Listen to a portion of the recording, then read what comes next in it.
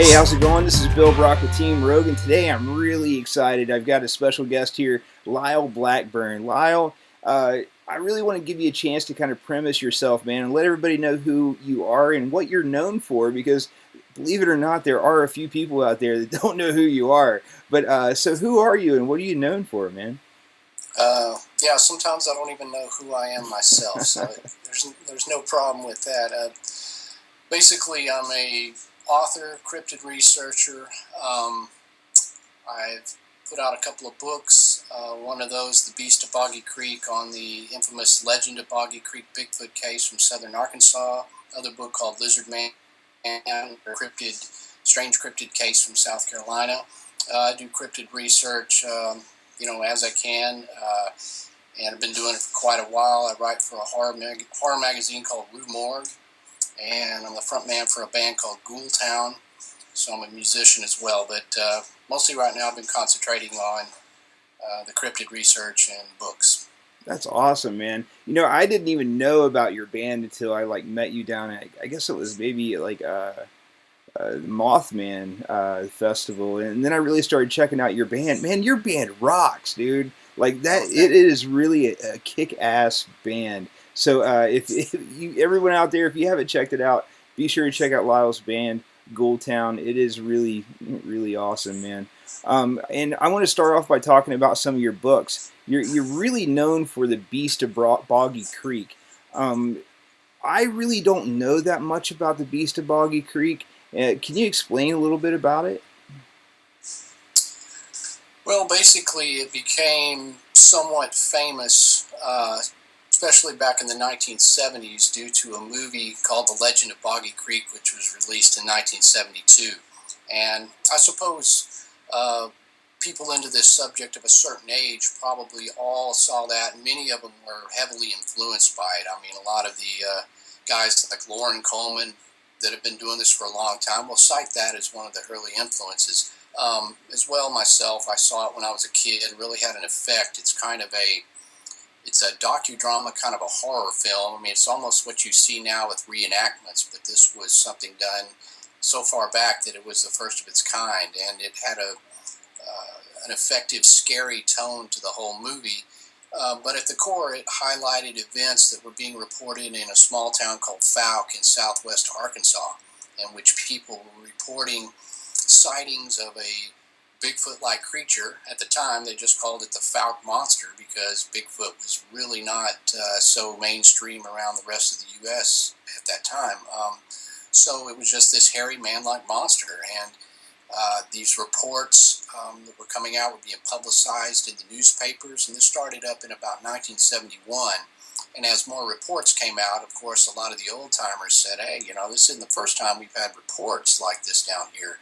This may be the first time that it's gotten in the newspaper and all that, but, there was a longer history of that. And so Charles Pierce was a budding filmmaker out of Texarkana, and he went in there and made the film, and that kind of just propelled that to epic proportions as far as a southern Bigfoot case. And so it's been 5 or 6 years, I started looking into what was true about that, because I knew it was based on a true story. So I did a lot of research, and Fouke is about 3 hours from where I live in Texas, so I was very familiar with the area, and I just did a lot of research, and what I discovered was that not only was there a rich history and fascinating story about the sightings and the making of the movie, but that people had been reporting sightings of this creature all along. And so those just sort of were few and far between as far as getting out on the internet, and I was able to do the research, and I put together the book, The Beast of Boggy Creek. So it kind of encompassed the whole history of this rather famous case, and that's was something that was successful, and I speak all over the country about the topic because, like I said, a lot of people have been interested in this and are finally glad to see that I guess somebody had try to put together the whole history. Yeah, I've had the pleasure of hearing you speak about the Beast of Boggy Creek, and it's a really interesting story. I really encourage anyone and everyone really to go out and buy the book. and really learn more about it, because the story itself is really, really awesome, man. Another book that you're working on here is a new book that's called Tree Knocks, right? Like it's a collaboration of a bunch of different authors. Yeah, it's a book called Wood Knocks. Oh, I'm sorry. Wood Knocks Journal of Sasquatch Research. It's a book being put together by David Weatherly, who's done research for years and years in paranormal subjects and cryptozoology, and he had this great idea to put together this anthology book about various topics of Bigfoot. And I mean, it's almost come out. The cover art is awesome. And there's several contributors coming at it with some new information, and I was basically one of the contributors that wrote a chapter in the book. We each have a chapter, and so that's about to come out, and I'm pretty excited about that because I got to write whatever I wanted. And so I did a piece on Texas Bigfoot. Being from Texas, I've never really I've not done a book on Texas Bigfoot, even though I'm very knowledgeable about it. So it was cool to be able to write something along those lines, and I'm excited to read what everybody else contributed, because I really don't know everybody's content yet. That's awesome. Well, that's exciting to be able to kind of collaborate with other really good writers and other cryptozoologists, man, because I think we have a lot to share. If we could all stick us in one room, man, I really think we could learn a lot from each other. And one last book I want to talk about, then I have a couple really cool questions, and then we'll call this a good night. The next thing I really want to talk about is your book about the lizard man. That's something that I kind of have a connection to because I chased the Draco. The Draco is thought to be a lizard man, and at the end of the day, I don't know if they're really connected, but there are a lot of reports about these lizard men across the country. And the book that you wrote is what? Isn't it like based on one specific sighting? Well, it's not just one sighting, but one, basically an isolated case in Bishopville, South Carolina.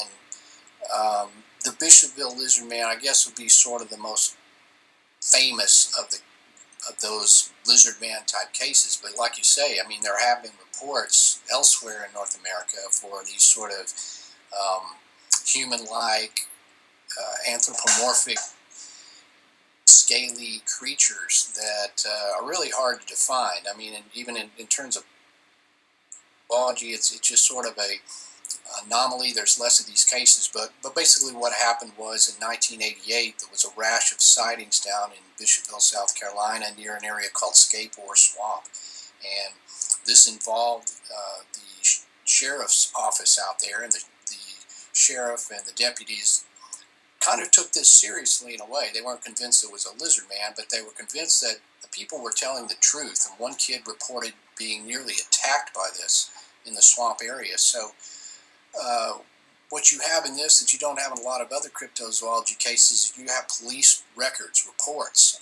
They did lie detector tests. They took multiple witnesses, would separate them and have them write down what they saw. So I was able to access a lot of these documents, and just the whole story of the lizard man was just a fascinating thing, and just the concept of the creature, kind of this modern creature, Black Lagoon. It just really is like fascinating to me. So once again, like I did with Boggy Creek, I just sort of put all these scattered pieces of the case together in one book, and it's a cohesive tale about what happened. But I go into other sightings around the U.S. to sort of compare and contrast, at that, to give a basis of comparison for what they were seeing down there. Right. So at the end of the day, man, do you think that Lizard Man is real, or do you think this was fabricated by someone, or do you think it's just kind of like, man, I just looked behind you and you've got like lizard men all over the place. Like, you're totally into this, man. I love it. But anyway, do you think that like this thing is like a real creature, or do you think it's just kind of like misidentification by people, or what's your opinion? Well, yeah, I mean, you're right. It's something biologically plausible.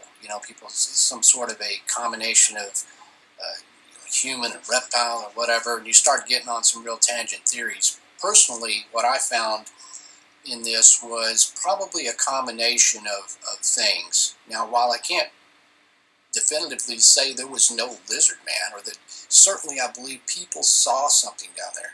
But if you start looking at those police reports, you start seeing that their descriptions were not of something that comes to mind when you say lizard man. The media kind of portrayed it as this, dinosaur-looking thing with a tail and a big crocodile mouth or whatever.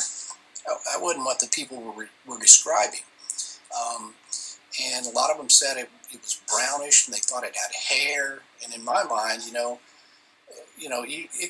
could have literally been a Bigfoot that come up out of the swamp. It could have been, covered in algae. It could have been wet. It could have had a skin condition. The things that I thought it could explain some of these sightings. Some of the others certainly could be misidentification, fleeting moments. There was, rumors of all kinds of hoaxes, but there was no way somebody could have orchestrated all this as one cohesive hoax. So I didn't buy that either. So it's a very strange phenomenon, and just the case as a whole.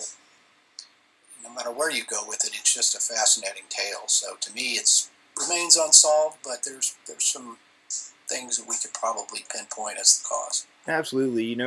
There were some prints taken, I believe, by the sheriff. I don't know. I've never had the opportunity to check those prints out, but I believe there was some prints cast. Yeah, they did, and those, there's a whole story about that, but they're goofy. I mean, they're not real. Right on. And I've seen the picture the young man drew, the guy who saw the creature, and it's kind of interesting. I mean, at the end of the day, man, this is a really cool story, and people should definitely go out and buy your book, read it, and learn more about the lizard man, learn more about this story, because I think it's worth it. Got a couple questions for you before we sign off, man. And I really have been asking a lot of people the same question, and I love the different perspectives I get. But what do you think Bigfoot is, and do you think it's real? That's the question. I knew you were going to ask the tough questions.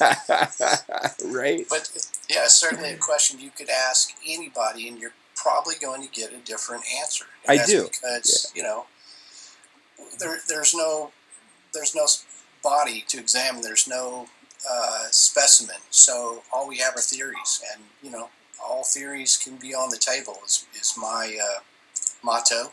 We're just trying to feel through this as we go, and as we learn more, we're often changing that hypothesis as to what we think it is. For me personally, I kind of start at the ground level and look at this as some sort of a biological entity, some undocumented primate that's managed to miraculously stay undiscovered,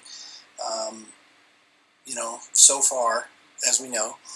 And, it's very small populations out there, and obviously for it to exist, it would have to have some modicum of high intelligence. It would have to be an expert at being elusive. There could be things that we don't understand about this creature, about its intelligence and abilities to, to survive, that may reveal how it could do something like this. So, at times I'm very skeptical about it, and I, have trouble trying to grasp that something like that big and with this many sightings, that one of them doesn't mess up and run across the road in front of an 18-wheeler. But Right. On the other hand, I know you'll understand this. You talk to so many witnesses, there's a certain percentage of those people you just cannot dismiss their stories.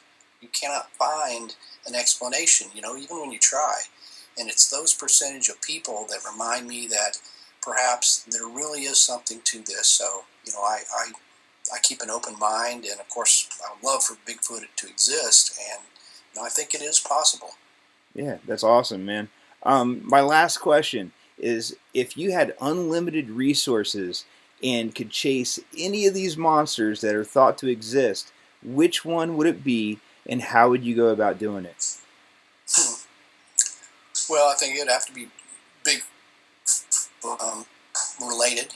And, I think if I had unlimited resources, I would pinpoint the orangutan. in Sumatra. A Bigfoot-like creature that's said to live in the rainforests over there.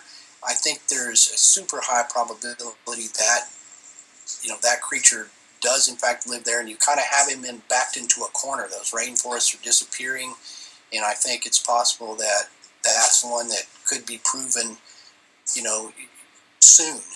They found great tracks, and there's obviously a lot of sighting reports. So I think I would concentrate on that. I would use that technology just to allow me to go back into those rainforests for long periods of time. That's the trouble. You know what I'm saying? Like remote places like that are hard to survive in. That's the difficulty. So if you could find a way that you could get back in there where you become part of the land and blend in, you may be able to, get a photo of one. I'm not saying, take one out. I'm just saying that you could get a great photo and at least prove it to yourself that there are strange things in this world that exist beyond what we know at present.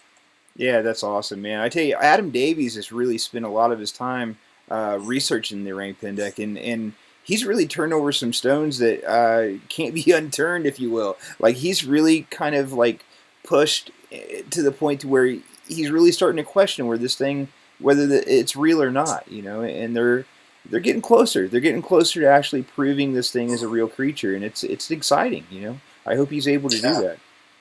Yeah, I think so. I mean, his work on this case is tremendous. I mean, and again, nobody's in this for the riches, I saw some post on Facebook that says, name one rich cryptozoologist. Did you see that? I was like, those two words don't even need to be in the same thing, No. This is all something we do for the passion and love of it, and Adam's, man, he's contributed so much, and it would be great to see the fruits of his research and be able to prove that creature. Yeah, and I'm always rooting for Loren Coleman too, man. He's been doing this stuff forever, and I hope he's able to kind of prove something exists, just to kind of like just cap everything off for him, that would be awesome. But yeah, that would be great, and I think even if that doesn't happen, that no matter who proves what, Loren was there, and he was probably there first, on that case, and has provided the groundwork for this to happen. It's the credit. I think he would get credit for almost anything that happens, just literally from his huge contribution to all this. Absolutely, and he has an amazing museum here in Portland, Maine. They're actually moving right now, and if anybody can help them in any way, I'll post a link down below where you can kind of contribute and help move that Cryptozoology Museum to its new home, and hopefully its final home. And I'm lucky enough to have some stuff in the museum. I feel honored by that. I think it's awesome, and I really wish Loren the best, and I hope everything works out for him, man. It's a cool place. Yeah, I need to make another trip up there. I was up there, but it's been about 4 or 5 years, and so it's moved. Well, this will be the second move it's made since I've seen it. But yeah, I mean, it's an amazing place, and again, Loren deserves so much credit for curating such a museum. Yeah, he's one of the original people that brought cryptozoology to the forefront. I mean, he's the reason why you and I are able to do what we do. I mean, that's the truth of it, Yeah. So yeah, yeah, absolutely. All right, man. Well, I don't want to keep you too long, but I do want you to be able to premise your books a little bit and let people know where they can get a hold of those things, and maybe let some people know where you're going to be at here in the next couple months, man. So, can you do that? Yeah, definitely just hit my website, lyleblackburn.com, and that's got links to my books. My books are available on Amazon, barnesandnoble.com, in all the great flavors, Kindle, Nook, ebook on iTunes. So yeah, definitely check those out. And there's links to my band Ghoultown off there. You can go down the rabbit hole on all my different stuff. As well, Woodknock should be coming out fairly soon. I should have that at my appearance at Ohio Bigfoot Conference on, I believe that's May the 14th, that weekend. It's on my site. And Friday or Saturday the 23rd, I'll be appearing at the Arkansas Bigfoot Conference in Bologna, Arkansas. So yeah, a lot of cool things coming up, and hope to see everybody out there on the road. Yeah, absolutely, man. Who knows? You and I might work together somewhere out there in the world sometime soon. You just never know. But I have no doubt that's the way we roll. that is, man. All right, brother. Well, thank you very much, man, and I appreciate your time. And you have a great night. You bet. Great talking to you. Yeah, you too.